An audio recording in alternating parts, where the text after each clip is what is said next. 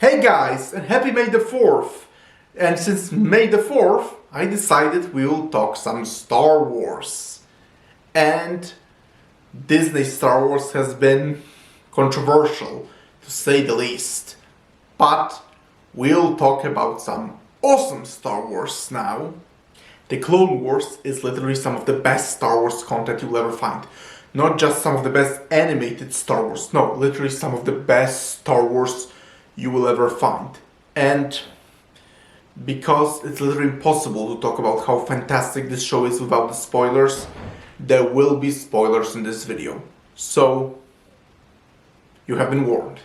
But as I said, without spoilers, it's literally impossible to talk about the amazingness of this show. But I will try to limit the spoilers as much as I can. But first I'll tell you some of my backstory with the Clone Wars. Like, I remember how the show was running on TV and I never had really had a chance to catch it. And I wasn't for some reason very interested in it, even though I was always a gigantic Star Wars fan. And then, once I heard something happened in the show, but we'll get to it later, I completely dismissed the show. And then once I was in college, I kept hearing from friends and some of the YouTubers I trust of how really good this show is. And I watched parts of it too, and they actually seemed pretty good, so someday I decided to binge watch the whole thing. And oh my gosh, I had such a wonderful, amazing time, because now it's literally some of my favorite Star Wars content ever made. Literally. Yep. It's literally some of the best Star Wars I have ever seen. The show is an anthology series in some ways, at least early seasons, which means you don't even have to watch everything in order. I personally choose to do it because it's my personal preference, but if you'd rather watch the best storylines and skip the filler, this show makes it totally possible. Though, as I said, personally, I don't skip anything. And the first thing I will talk about in the show is very brief, but the animation is great. And the show looks so fantastic too. Visuals are really amazing, and they truly give a Star Wars feel and how gigantic the galaxy really is. And the world building here is at its peak, with especially how many different planets there are. And on those many different planets, we learn about a lot of many different cultures that we didn't really learn much in the movies, for example. And many of the planets from the prequels, and even some from the original trilogy, return to, like my favorite, Naboo or Dagobah from the original trilogy. This is really fantastic. And there are also many original planets, like there is an ocean planet, Mon Cala, and this sequence takes place entirely under the water, more on that later. And there is also the dark planet Umbara, and a planet Mortis, that is very mysterious planet, and it's totally an incarnation of the Force. The Clone Wars is literally world building at its best. Star Wars world building at its best. The second thing I will talk about, and this will be way longer talk, are the characters. It's hard to talk about amazing storylines that show has without first talking about the characters. And the characters are very likable here. Obi-Wan Kenobi, for example, here is great. He was already a great character in the prequels, but here he really shines, and he gets some awesome stories of his own in this show. For example, there's a story where Obi-Wan fakes his death and goes undercover as a bounty hunter. This is a wicked cool story. Anakin Skywalker is also pretty great in this show.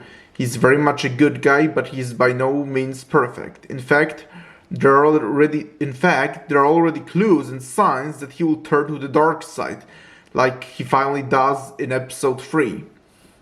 And of course, in every scene, Anakin does something morally questionable. Darth Vader theme is playing. Very nice foreshadowing of Anakin becoming Darth Vader. That said, there are two characters in particular I want to talk about. These two deserve to be talked on their own totally. The first one is a completely original character, and her name is Ahsoka Tano.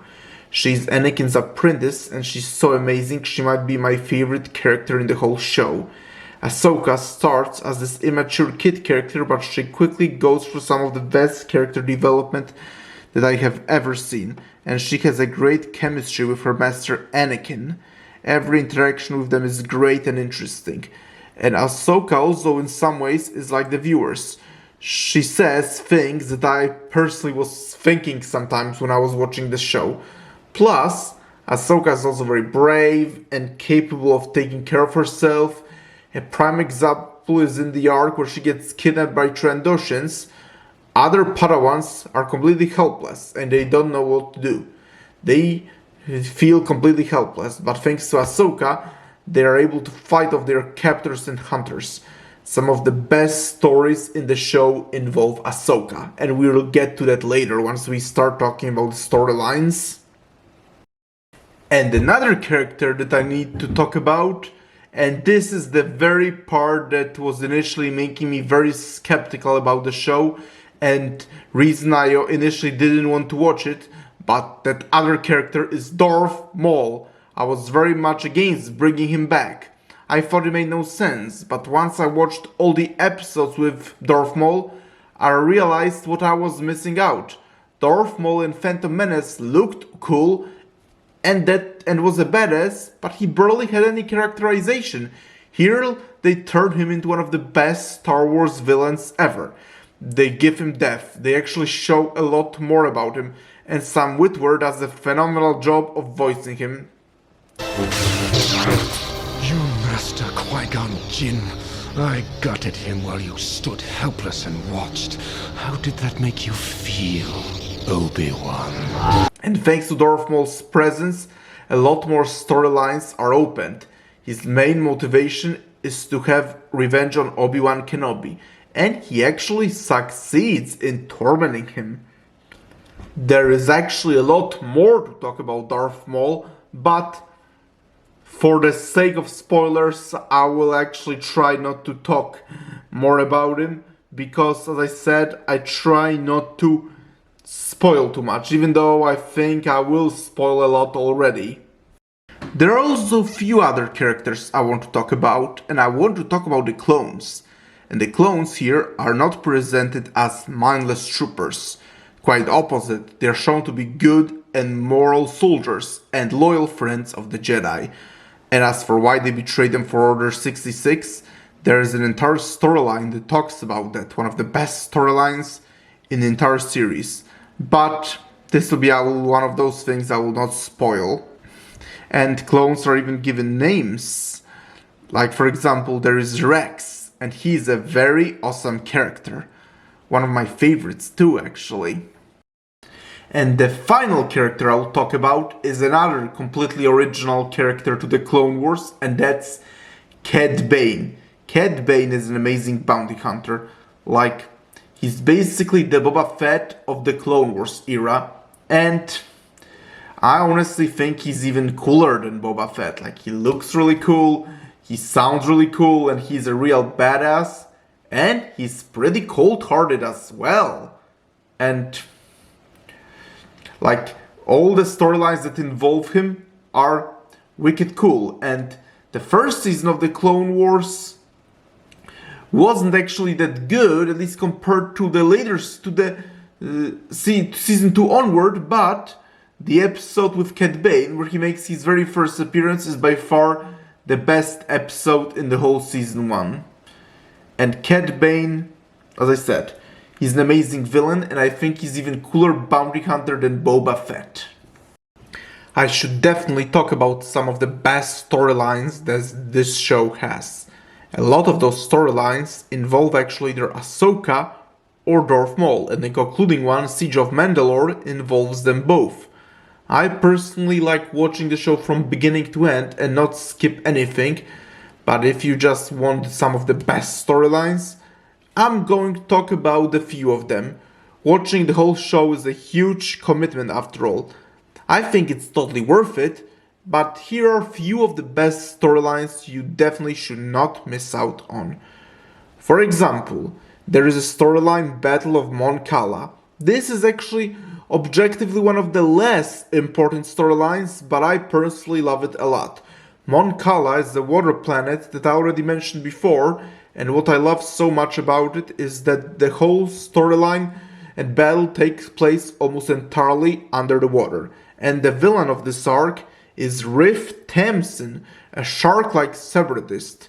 He might be one-dimensional villain, but my love of sharks makes him one of my favorite Clone Wars minor villains.